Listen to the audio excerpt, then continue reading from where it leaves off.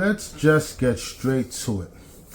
I don't think Drake ever really wanted to do this tour in the first place. Nah.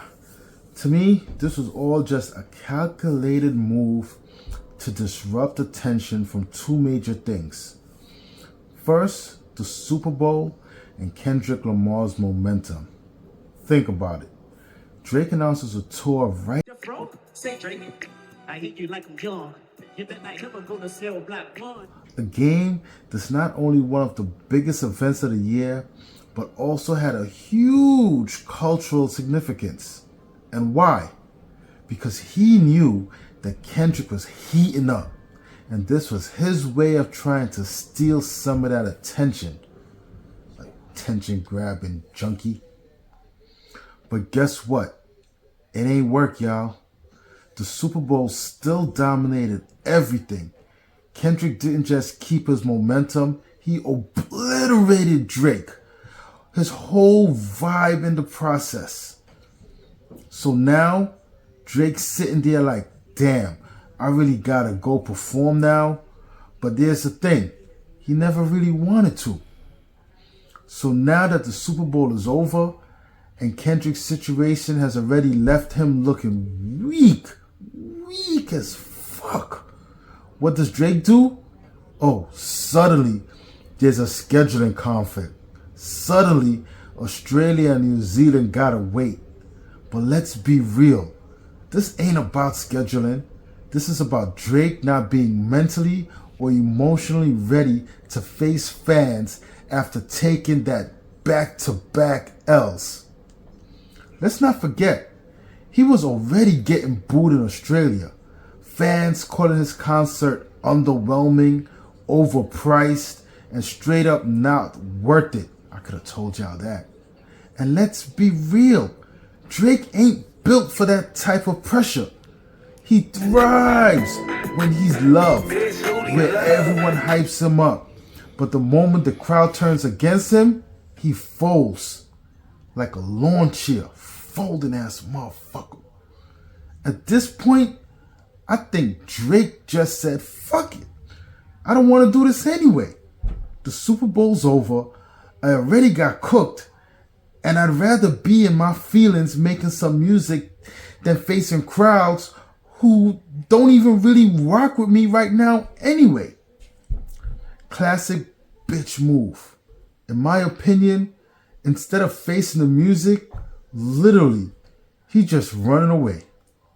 Curling up in his bed somewhere in his Toronto mansion, probably writing Marvin Rooms 2 as we speak. So yeah, I don't think this cancellation is about scheduling conflicts. It's about Drake not being ready. He's still pouting. He's still licking his wounds. He's just not built like that, y'all. And Baka got a weird case. Why is he around? Certified lover boy, certified pedophile. So Drake has built his career on being the biggest name in rap, dominating the charts and the streams with ease. But when it comes to real lyrical competition, when the heat gets turned up, Drake has a pattern of falling back, dodging direct shots, or using excuses to avoid confrontation. So is this tour cancellation just another instance of him ducking that smoke? Let's break it down.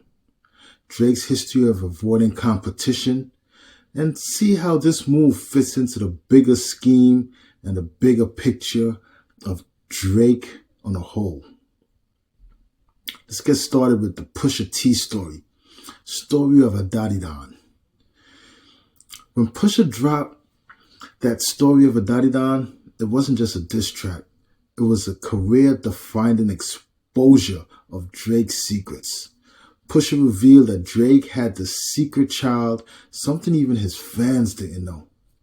But instead of responding in a battle, Drake went to LeBron James' HBO show, The Shop. Y'all remember that? And explained why he wasn't going to respond. His excuse was, it would have gone too far. But let's be real. Drake got exposed. He had no ammo and left. He ran. tucked tail and ran. That's what he does, y'all. If there was ever a moment when Drake needed to prove he could stand toe-to-toe in a battle, that was it.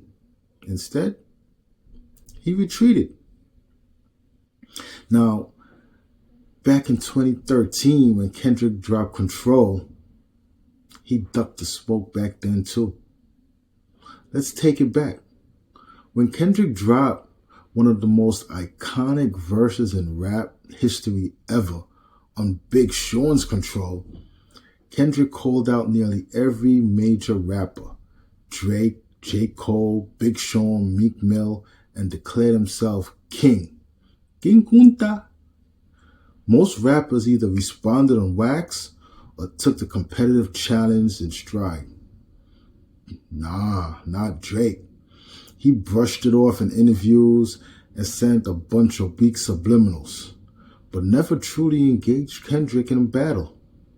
For someone who claims to be the top of the game, and I study rap beeps for a living. I study rap battles for a living. Why wouldn't he step up and prove he's the best? The answer's simple. Drake knew he didn't want that war. He know he didn't want that smoke, y'all. He likes picking safe fights. Meek Mill, fake battles. Drake has battled before, but only when the competition was safe. With Meek Mill, Drake punched down because Meek was already seen as an underdog. With Common, Drake took shots only when he felt secure in that position. But against lyrical heavyweights like Pusha T or Kendrick Lamar, he goes silent. Silent. This tour cancellation feels the same. When he had momentum and things were going smoothly, the tour was on.